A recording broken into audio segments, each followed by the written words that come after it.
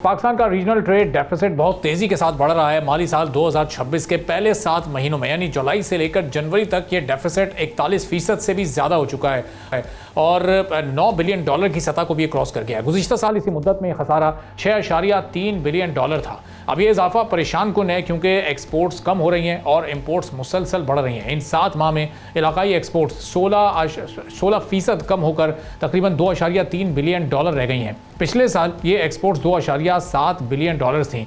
अब दूसरी तरफ इंपोर्ट्स को हम देखें तो वो 23.69% बढ़ी हैं, 11.3 बिलियन डॉलर्स वो पहुंच गई हैं। गुज़िश्ता साल ये इंपोर्ट्स 9 अरब डॉलर के आसपास थी। अब यही फ़र्क ट्रेड डेफिसिट को बहुत तेज़ी के साथ ऊपर ले गया है। इस ट्रेड डेफिसिट में चाइना के साथ तिजारत सबसे बड़ा फैक्टर है। चाइना से इंपोर्ट्स 24% बढ़ चुकी हैं और 11 अरब डॉलर को भी क्रॉस कर चुकी हैं, जबकि चाइना के साथ एक्सपोर्ट्स में मामूली कमी हमने देखी है। 1% ये कमी है और 1.4 बिलियन डॉलर्स पर ये एक्सपोर्ट्स आ गई हैं। इसका मतलब ये है कि ट्रेड बैलेंस ज़्यादा चाइना के हक में है। बांग्लादेश के साथ एक्सपोर्ट्स 10.48% कम हुई हैं और श्रीलंका के साथ एक्सपोर्ट्स 28% नीचे आई हैं। इस तरह एक्सपोर्ट्स में सिर्फ तकरीबन 3 मिलियन डॉलर ही रह गई हैं। अब ओवरऑल पाकिस्तान का कुल ट्रेड डेफिसिट भी 7 माह में 22 अरब डॉलर को क्रॉस कर चुका है और इसमें से तकरीबन 9 बिलियन डॉलर सिर्फ इन रीजनल ममालिक के साथ है जिन चंद ममालिक का जिक्र हो रहा है। यानी कुल खसारे का तकरीबन 41% हिस्सा इन्हीं ममालिक से जुड़ा हुआ है, जबकि रीजनल एक्सपोर्ट्स का कुल एक्सपोर्ट्स का सिर्फ 12 से 13% हिस्सा है।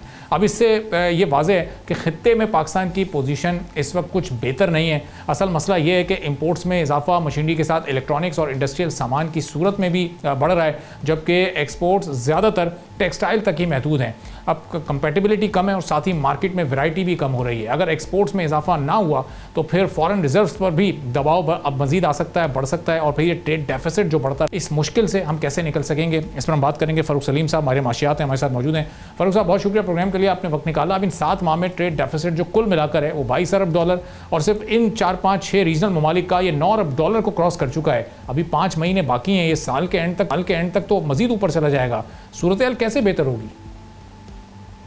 देखिए, जो हमारे खित्ते में ममालिक हैं जिनका आपने जिक्र किया, अफगानिस्तान, बांग्लादेश, श्रीलंका, भारत, ईरान, नेपाल, तकरीबन 8 ममालिक हैं और चाइना को मिला लें तो 9 ममालिक बन जाते हैं जिनके आदाद-ओ-शुमार आप सामने रख रहे हैं। देखिए, जो पहले 8 ममालिक हैं उनमें तो हमारी तिजारत जो है वो ना होने के बराबर है। मेन मामला है चाइना के साथ। आपने भी उस तरफ इशारा किया कि कोई 11 बिलियन डॉलर से ज़्यादा की हम इंपोर्ट करते हैं और 1.5 बिलियन से ज़्यादा की एक्सपोर्ट नहीं कर पाते। तो मसला जहाँ तक रीजनल मामला है वो तो सारा खेल चाइना के साथ ही। तकरीबन 9.5 अरब डॉलर से ज़्यादा का सालाना खसारा जो है वो सिर्फ चीन के साथ। अब इशू ये है कि हम जो एक्सपोर्ट करते हैं या तो हमारे पास चावल है या हम सूतर एक्सपोर्ट कर देते हैं और लेने की चीज़ें जो हैं वो चाइना के साथ बेशुमार हैं। जो एक्सपोर्ट करने की चीज़ है उसके ऊपर फोकस नहीं किया जाता। कॉपर जो है, तांबा जो है, उसका बहुत बड़ा इस्तेमाल है चीन के अंदर और चाइना बहुत बड़ा इंपोर्टर है उसका। अब पाकिस्तान के पास बहुत बड़े ज़खायर हैं तांबे के, लेकिन मसला ये आ रहा है कि हम रॉ और जो है वो एक्सपोर्ट करने के ऊपर तो ले हुए हैं। कोई स्मेल्टर के ऊपर पॉलिसी नहीं बनती है, कोई रिफाइन करना कॉपर को, उसके ऊपर हमारी कोई ठोस किस्म की पॉलिसी नहीं है। तो यहाँ पे ऐलानात बहुत हैं, नारे बहुत हैं, ठोस पॉलिसी है वो कोई बन नहीं पाती। और फिर दूसरी तरफ जो है वो गैर यकीनी की फ़ज़ा इतनी ज़्यादा रियासत के अपने इदारे जो हैं वो क्रिएट कर देते हैं। अब आप देखिए कि जो फेडरल कॉन्स्टिट्यूशन कोर्ट है उसने कह दिया कि जो सुपर टैक्स है वो कॉन्स्टिट्यूशनल है। नेट मीटरिंग जो है वो हुकूमत ने खुद से उसको रिनिगोशिएट करना शुरू कर दिया। आज फैसला आया है कि इनकम टैक्स वालों का जब चाहे वो जिस मर्जी बिजनेस के ऊपर रेट कर डालें, उसकी कोई पहले नोटिस की ज़रूरत नहीं है, उसकी पहले किसी किस्म की इजाज़त की ज़रूरत नहीं है। तो एक हुकूमत का हाथ कुछ करना चाहता है। SIFC हमने बनाई है कि इन्वेस्टमेंट को और बैरून सरमायाकारी को ट्रैक किया जाए। दूसरी तरफ जो टैक्स का इदारा है वो किसी और सिमत लेके जाना चाहता है। तो एक बड़ी वो कन्फ्यूजन और गैर यकीनी की फ़ज़ा नज़र आती है। तो फरूख साहब, ये ट्रेड बैलेंस कैसे हम इसको बेहतर कर सकते हैं, क्योंकि ये तो सिर्फ रीजनल ममालिक का है। हम बड़ी जो हमारी मार्केट्स हैं, वो चाहे अमेरिका हो, चाहे वो यूरोपीय यूनियन के कंट्रीज़ हों, वहाँ पर भी हमें सिर्फ एक अमेरिका के अलावा हर जगह हम इस ट्रेड बैलेंस में डेफिसिट में ही हैं। तो ये इस डेफिसिट को अगर चलें फ़ायदे में नहीं बदलना, हम इसको सरप्लस में नहीं ले जाना चाहते, तो कम से कम ये एक नेक टू नेक तो हम आ जाएँ, एक न्यूट्रल पोजीशन पर आ सकते हैं हम आने वाले दिनों में। देखिए, अगर तो पॉलिसी यही रहती है तो फिर तो नहीं आ सकते हैं।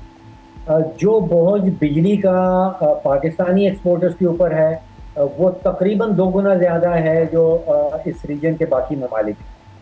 जो टैक्सेस हमने कॉरपोरेशन के ऊपर कायद कर रखे हैं, तकरीबन 50-55% तक वो जो स्टेट है, जो टैक्स है, वो हमारी कॉरपोरेशन के ऊपर लग जाता है। ये 2 सबसे बड़े ड्राइवर्स हैं, बिजली का रेट और टैक्स का बोझ।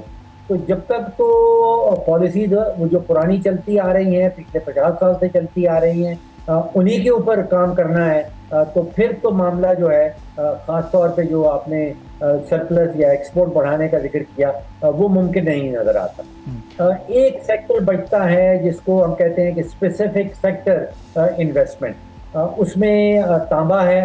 अब ये पता चल रहा है कि तांबे के साथ गोल्ड के भी बहुत बड़े ज़खायर हैं। अब ज़खायर बेतहाशा पाकिस्तान के अंदर मौजूद हैं।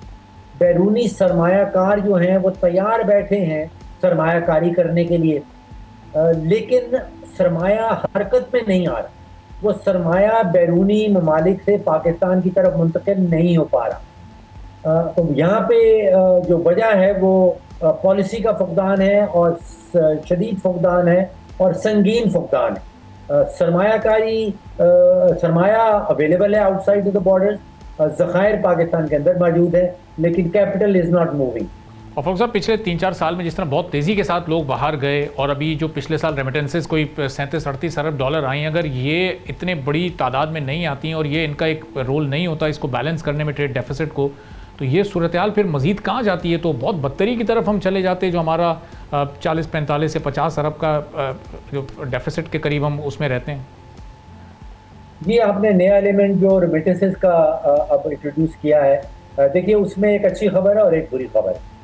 अच्छी खबर ये है कि अगर हमारे पास इतनी सारी लेबर फोर्स पाकिस्तान के अंदर अवेलेबल है, और पाकिस्तान से बाहर बेतहाशा ममालिक ऐसे हैं जिनको स्किल्ड लेबर की ज़रूरत है, तो अगर हम इस किस्म के इदारे पाकिस्तान के अंदर कायम कर लें और लेबर एक्सपोर्ट को एज एन इंडस्ट्री बना लें और इसके ऊपर फोकस शुरू कर दें, तो आप सोचिए कि तकरीबन 90 लाख से 1 करोड़ पाकिस्तानी बाहर रहते हैं, वो 40 अरब डॉलर की रिमिटेंसेस कर देते हैं, और हम 25 करोड़ पाकिस्तानी पाकिस्तान में रहते हुए उस हद तक नहीं पहुंच पाते जो वो 1 करोड़ पाकिस्तानी बाहर रहने वाले रिमिटेंस की शक्ल में वापस भेज देते हैं।